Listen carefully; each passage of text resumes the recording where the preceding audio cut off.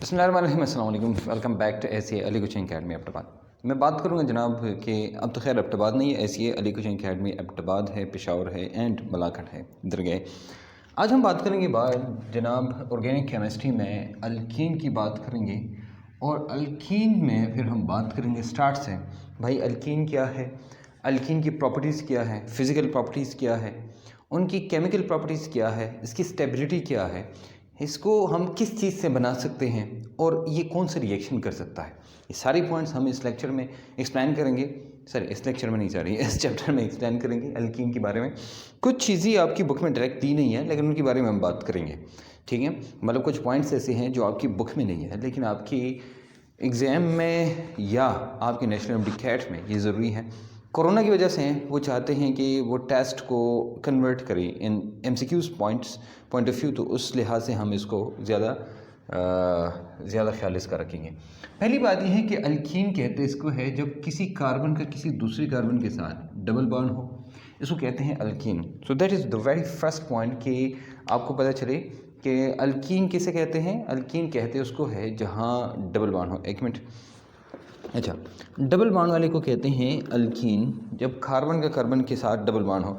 अब चाहे वो कार्बन 2 हो, 5 हो, 10 हो, 15 हो, 20 हो, उससे कोई फ़र्क नहीं पड़ता, लेकिन कार्बन का कार्बन के साथ एक डबल बॉन्ड हो या एक से ज़्यादा हो, दोनों सूरतों में, मतलब डबल बॉन्ड 1 हो, 2 हो, 3 हो, 4 हो, 5 हो, उससे कोई फ़र्क नहीं पड़ता, लेकिन उसको कहते हैं अल्कीन। देखो, अल्केन हमने कहा, लेकिन अल्केन इससे पहले हमने किया था अल्क, ठीक है। उसके साथ ए एन ई है, इस ए को सिर्फ चेंज किया और ई हो गया और ये बन गया अल्कीन। सो पहली बात ये है जनाब कि अल्कीन किसे कहते हैं जिसमें डबल बॉन्ड हो। ओके, अब डबल बॉन्ड वाले देखो, सी सी और सी, ये भी अल्कीन है क्योंकि सी के बीच में गई। अब देखो, जहाँ कुछ नहीं होता वहाँ हाइड्रोजन होता है। कार्बन हमेशा 4 बॉन्ड बनाता है, 1 2 3, 1 2 3 4 पूरे हो गए, 1 2 3, एक कम है तो इधर 1 2, तो फिर ये हो जाएगा H और H ही हो जाएगा। ये भी अल्कीन है। ये बहुत सारे कार्बन हो और एक छोटे एक जगह कहीं भी एक 2 कार्बन के बीच में डबल बॉन्ड हो तो उसको कहते हैं अल्कीन, ठीक है। नेमिंग आपको वैसे भी आती है कि जनाब एक को हम कहते हैं मिथ, लेकिन याद रखना मीथीन यानी ये नहीं होता, ये नहीं होता। शुरू होता है, पहली अल्कीन जो है वो है सी डबल बॉन्ड सी, यानी इसको कहते हैं ईथीन। क्या कहते हैं? इसको कहते हैं ईथीन।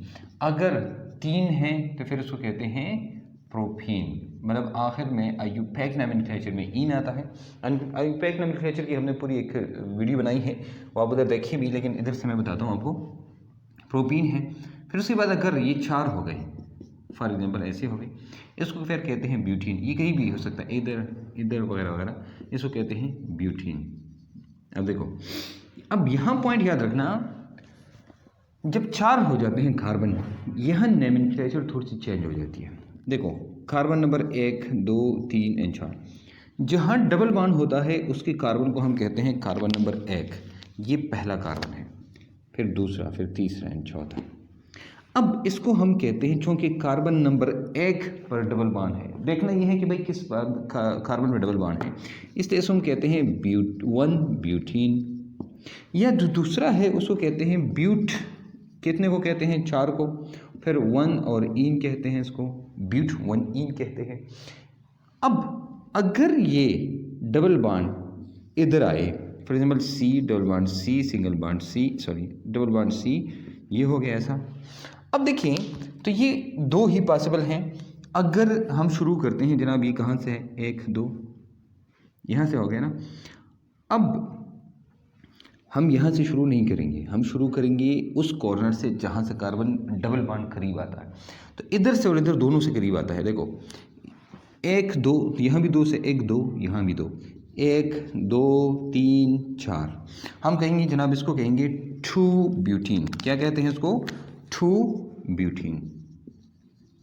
तो ब्यूटीन 2 किस्म के हो सकते हैं, क्योंकि यहाँ आएगा तो फिर से 1 हो जाएगा, फिर क्योंकि उस तरफ से फिर नंबरिंग होगी और इधर से तो फिर भी 1, मतलब 2 ब्यूटीन पॉसिबल हैं। उसको कहते हैं 1 ब्यूटीन या 2 ब्यूटीन, इसके अलावा कोई और ब्यूटीन नहीं होता।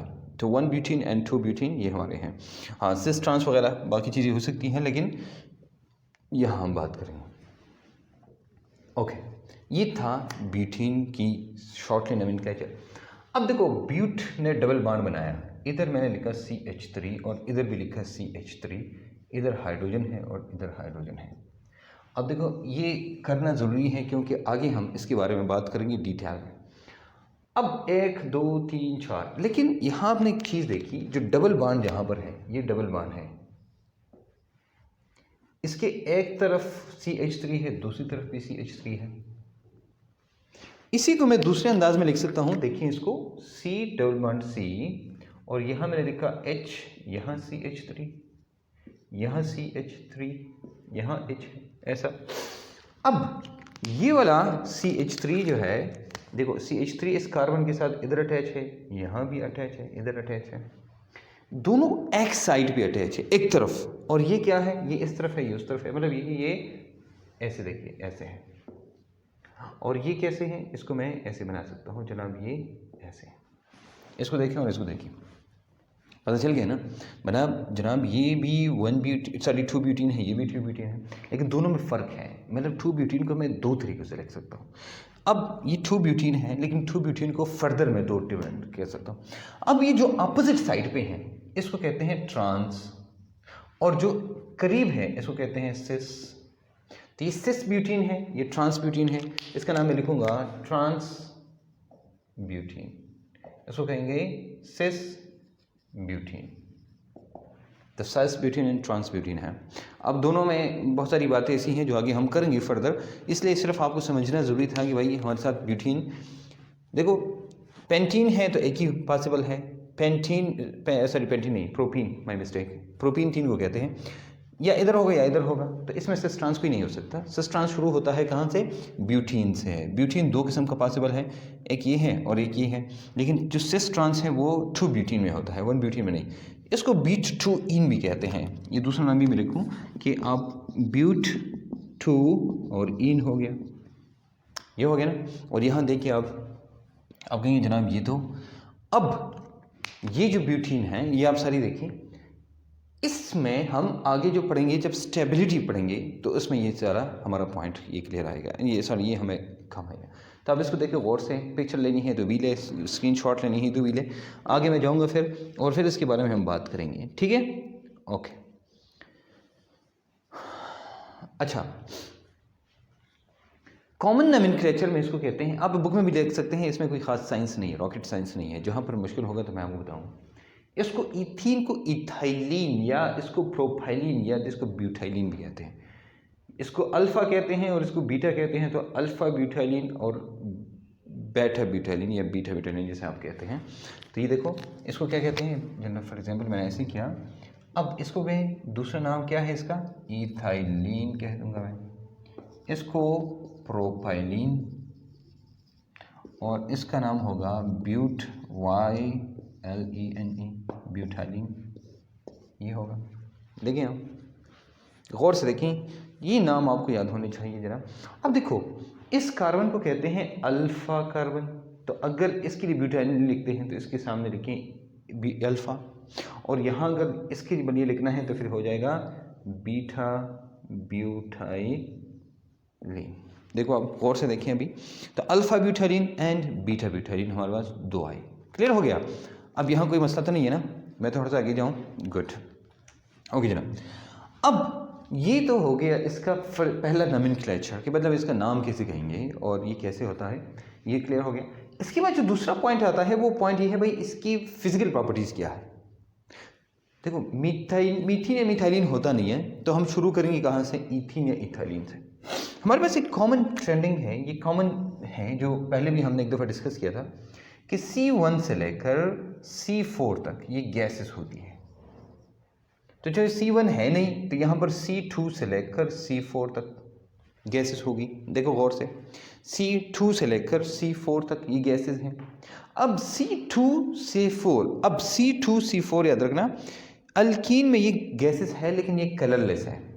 एक और पॉइंट क्या है, कलरलेस है। और ये सारा सब में है, मतलब ये अल्केन में भी है, अल्केन में भी ये कलरलेस गैसेस हैं, यहाँ भी ये कलरलेस गैसेस है। C2 से लेकर C4 तक, मतलब मीथीन, प्रोपीन एंड ब्यूटीन जो हो गया। उसके बाद आते हैं जनाब अल्कीन में जो नेक्स्ट पॉइंट है वो ये है कि C5 से लेकर, अगर हम नहीं लेते हैं C5 से लेकर ये C5 से लेकर C16 तक, अगर ये देखें तो ये लिक्विड्स है। क्या है? लिक्विड्स है। ये क्या, लेकिन इनका कलर कैसे होगा?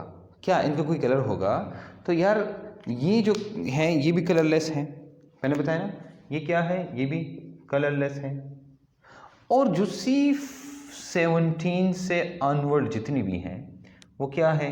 वो सॉलिड्स है। और आपको पता है ये ऑलमोस्ट अल्केन में भी सेम टू सेम हमने पढ़ा और सेम टू सेम चीज़ हैं उधर भी, मैंने आपको बताया भी था कि ये कंपेयर करें आप, ये आपके लिए बड़ा इंपॉर्टेंट है। अच्छा, ये कलर्ड होगा कि कलरलेस होगा? सेम टू सेम ये जनाब, ये कलरलेस होगा लेकिन ये वैक्सी होगा, वैक्स की तरह। ये तो मैंने वकास लिखा, वकासी नहीं, वैक्सी, ठीक है। वैक्स, वैक्सीन, वैक्सी होगा, तो ये वैक्स की तरह होता है, ये वैक्सेस जो है। ओके, अब ये वाला भी क्लियर हो गया। ओके, एक और बात याद रखना, थोड़ा सा बातें हैं जनाब इसकी सेलिबिलिटी की तरफ, कि इसकी सेलिबिलिटी क्या है।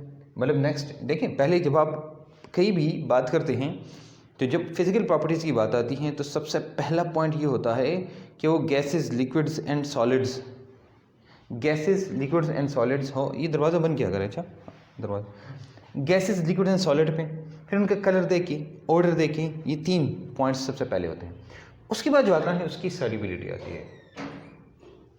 सॉल्युबिलिटी के बारे में एक पॉइंट जो बहुत क्लियर है और ये तमाम ऑर्गेनिक कंपाउंड्स के लिए है कि solubility is inversely proportional to its molecular weight. मतलब ये है कि मैं आपको ये कहूँ, अब फॉर एग्जांपल ये इसकी सॉल्युबिलिटी होगी, इसकी इससे कम होगी, इसकी और कम होगी, इससे कम होगी, और मतलब ये कि जितने कार्बन ज़्यादा होंगे उतनी सॉल्युबिलिटी कम होती है। क्लियर हो गया? जितने कार्बन की तादाद, यानी नंबर ऑफ कार्बन इंक्रीज, तो जितने कार्बन इंक्रीज मतलब देखो ना इसका वेट क्या होगा, तो एक CH2 इसमें ज़्यादा हो जाता है, ठीक है। तो H2 ज़्यादा मतलब है कि 14 मॉलिक्यूलर वेट ज़्यादा, फिर 14 इसका ज़्यादा, इसका ज़्यादा, ऐसे। तो जितना मॉलिक्यूलर वेट ज़्यादा आता है उतनी सॉल्युबिलिटी उसकी क्या होती है? कम होती है। तो ये inversely proportional to, okay. Water में इसकी सॉल्युबिलिटी ऑलमोस्ट नहीं है, लेकिन नॉन पोलर सॉल्वेंट्स में जैसे CCl4 है और CS2 है, तो इसकी सॉल्युबिलिटी किस में होती है? CCl4 में और CS2 में इसकी सॉल्युबिलिटी होती है। तो याद रखना, सॉल्युबिलिटी, ये इसके सॉल्युबिलिटी मॉलिक्यूलर वेट के ऑपोजिट है। ओके जनाब, अब मैंने आपको बताया ये 2 किस्म के हमारे पास, एक सिस है, एक ट्रांस है। इसको क्या कहते हैं? Cis and trans. अब जो ट्रांस होता है इसकी स्टेबिलिटी ज़्यादा होती है एज कंपेयर टू सिस। क्या ज़्यादा होती है? इसकी स्टेबिलिटी ज़्यादा होती है एज कंपेयर टू दिस। क्योंकि देखो ये मैंने बताया आपको, ये C है, तो अब मैं अगर इसको ऐसा करूँ, ऐसा नहीं, और फिर मैं इसको हटाऊँ और इसको मैं ऐसा करूँ, अब ये जो यहाँ का हाइड्रोजन करीब है ना, लेकिन यहाँ और यहाँ ये एक दूसरे से काफ़ी दूर है, तो जो करीब होते हैं वो एक दूसरे को रिपेल करते हैं। तो अब देखो stability, in terms of stability trans is more stable, जनाब इसकी स्टेबिलिटी ज़्यादा है। हम रिलेटिव स्टेबिलिटी में बात करेंगे भी। अब आते हैं जनाब नेक्स्ट जो पॉइंट है वो है बॉइलिंग पॉइंट। तो देखो मैंने 2 चीज़ बताई आपको, एक सिस है, एक ट्रांस है। तो याद रखना, बॉइलिंग पॉइंट जब हम बात करते हैं तो जो सिस है उसका बॉइलिंग पॉइंट ज़्यादा होता है। इसका बॉइलिंग पॉइंट क्या होता है इन टर्म्स ऑफ बॉइलिंग पॉइंट? तो सिस का बॉइलिंग पॉइंट ज़्यादा होता है ट्रांस से। अच्छा जनाब, अब आते हैं मेल्टिंग पॉइंट की तरफ। क्या मेल्टिंग पॉइंट में भी सिस का मेल्टिंग पॉइंट ज़्यादा होगा ट्रांस से? तो ये आपने याद रखना है कि नहीं जनाब, इधर सब कुछ उल्टा हो जाता है। जो ट्रांस है उसका मेल्टिंग पॉइंट ज़्यादा होता है एज कम्पेयर टू सिस से। देखो ये इस फॉर्म में है, ठीक है। ये मेल्ट होना, ये देखो ना, ट्रांस मुश्किल से मेल्ट होता है क्योंकि स्टेबल है, लेकिन जब एक दफ़ा हो जाए तो फिर इसका बॉइलिंग जो है वो मुश्किल होता है। देखो फिर सॉरी, इसका एक दफ़ा मेल्ट हो जाए ना, जब मेल्ट हो जाए तो फिर ये बॉयल भी ईजिली होता है। सॉरी माई मिस्टेक है, मैं ऐसा में जुमला उल्टा मैंने कहा, देखो ऐसे। तो जब इसका मेल्टिंग पॉइंट ज़्यादा है, मतलब मेल्ट मुश्किल से होगा, लेकिन जैसे मेल्ट हो जाए फिर बॉयल जल्दी होता है। लेकिन सिस आसानी से मेल्ट हो जाता है लेकिन बॉयल इजीली नहीं होता। तो ये आपने याद रखना है। और वो है उसकी स्ट्रक्चर, मेन जो रीज़न है वो क्या है, इसकी स्ट्रक्चर है। अच्छा, अब विस्कोसिटी एंड स्पेसिफिक ग्रेविटी की बात करते हैं। तो यार इसका विस्कोसिटी क्या होती है, जैसे ही नंबर ऑफ कार्बन इंक्रीज होते हैं इसकी विस्कोसिटी भी इंक्रीज होती है। इसकी विस्कोसिटी क्या है, हम कहते हैं direct proportional to the number of carbons. ये मैं आपको डायरेक्ट पॉइंट्स बता रहा हूँ जो आपकी नेशनल एमडीकेट के लिए या अगर एफएससी में आपका एग्ज़ाम क्या हो, आपका एग्ज़ाम अगर एमसीक्यूज टाइप हैं तो ये सारे पॉइंट्स आपके लिए इंपॉर्टेंट है। अब आखिरी पॉइंट की तरफ आते हैं जनाब, डेंसिटी। तो डेंसिटी याद रखना, डेंसिटी भी अगर किसी ने पहले वाला लेक्चर देखा है तो उसको पता होगा, वो भी मॉलिक्यूलर वेट का डायरेक्ट रिलेशन है इसके साथ। मतलब डेंसिटी क्या है भाई, डेंसिटी तब ज़्यादा होती है जब मॉलिक्यूलर वेट ज़्यादा होगा।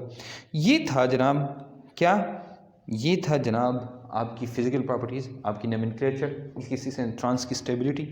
ये बड़े इंपॉर्टेंट पॉइंट्स हैं मेनली शुरू में, कि अगर आपको ये दो चीज़ों का पता चले तो इसका मतलब ये है कि सिस जो एल्कीन्स हैं इनकी बेसिक्स का आपको पता चल जाता है। अब इसके बाद हम क्या करेंगे, हम इसके बाद इसकी रिलेटिव स्टेबिलिटी करते हैं। रिलेटिव स्टेबिलिटी, उस वक्त तक आप इस लेक्चर को एंजॉय करें। मैं आऊँगा वापस बहुत जल्दी इंशाल्लाह, मिलेंगे एक नई वीडियो के साथ। इजाज़त दीजिए, अल्लाह हाफ़िज़।